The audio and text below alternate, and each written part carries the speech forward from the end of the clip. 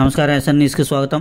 కృష్ణా జిల్లా ఉంగుటూరు మండలం వెలిదిపాడు model primary school నందు గురు పూజోత్సవాన్ని ఘనంగా నిర్వహించారు. ఈ కార్యక్రమానికి ముఖ్య అతిథిగా హాజరైన క్లస్టర్ హెచ్ఎం అనిత మాట్లాడుతూ, మన భవిష్యత్తు గురించి ఆలోచించే మన తల్లిదండ్రులైతే మనకు మంచి విద్యను అందించి విద్యార్థులను ఉన్నత స్థాయికి తీసుకుని వెళ్లే శక్తి గురువులకే ఉందన్నారు.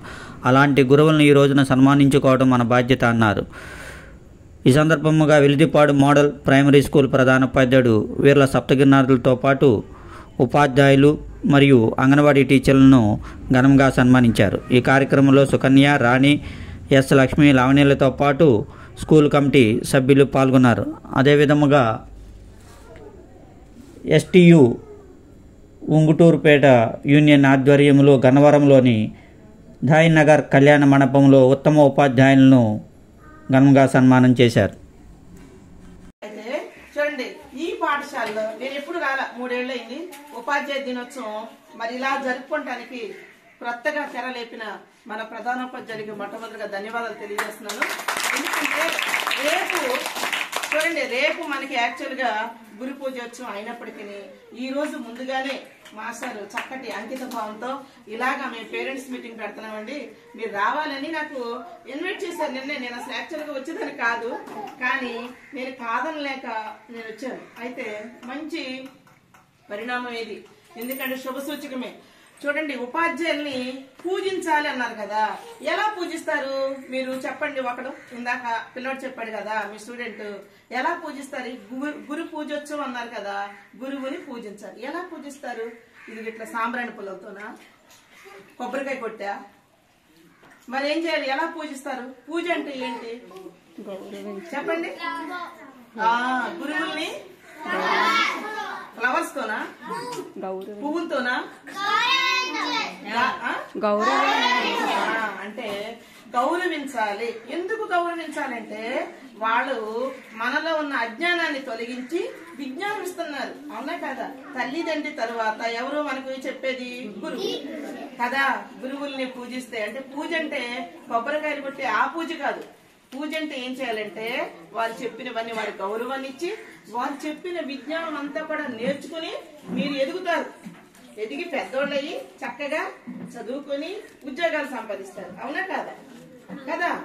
కాబట్టి అందువల్ల గురువుల్ని గౌరవిస్తారు. తను చెప్పినట్లుగా ఇందాక చూడండి, ఈ సర్వేపల్లి రాధాకృష్ణ గారు చూడండి, మంచి కుటుంబంలో పుట్టి ఆయన చిన్నప్పటి నుంచి కూడా తెలివి కలిగిన విద్యార్థి, చక్కగా చదువుకున్నాడు, అల్లచర్యలుగా లేడు, గురువులు చక్కగా గౌరవించాడు.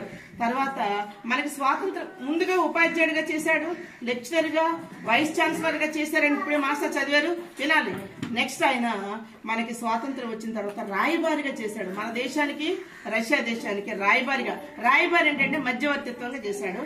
అండ్ నెక్స్ట్ చూడండి, ఉపరాష్ట్రపతిగా చేశారు ఒక 5 ఏళ్ళు, అలాగే రాష్ట్రపతిగా చేశారు. పిల్లలు చూడండి, మనకి మన దేశానికి ఫస్ట్ పర్సన్ ఎవరు చెప్పండి?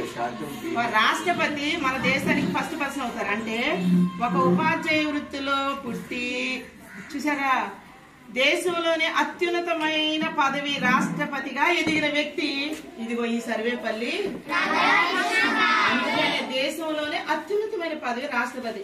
కాబట్టి ఉపాధ్యాయుడి నుంచి వెళ్లారు. కాబట్టి ఈయన జన్మదినాన్ని మనకు ఉపాధ్యాయ దినోత్సవంగా జరుపుకుంటారు, అవునా? విద్యార్థులు చూడండి నా వైపు, చక్కగా మీరు కూడా ఏం చేయాలి? కష్టపడి చదువుకోవాలి, అవునా కాదా? చదువుకుంటే మంచి మంచి ఉద్యోగాలు వస్తున్నాయి. ఇప్పుడు మీ ముందున్నారు పిల్లలు సచివాలయంలో, వాళ్ళకి కూడా జాబు ఈ మధ్య వచ్చింది. చదువుకుంటేనే కదా ఉద్యోగాలు. ఇదిగో మేమున్నాం, ఇదిగో పిల్లలు ఇటు చూడండి, మేము కూడా చక్కగా కష్టపడి మీలాగానే చదువుకుని ఉద్యోగాలు వచ్చి ఈ స్థితిలో ఉన్నాం. మీరు కూడా చిన్నప్పటి నుంచి కూడా అటువంటి భక్తి భావాలతో ఉపాధ్యాయుల వారితో మంచిగా ఉంటూ వారిని గౌరవిస్తూ ఉంటే ప్రతిరోజు పాఠశాలకు వచ్చి మరి చక్కగా చదువుకుంటే మీరు కూడా గొప్పవారు అవుతారు, అవునా కాదా?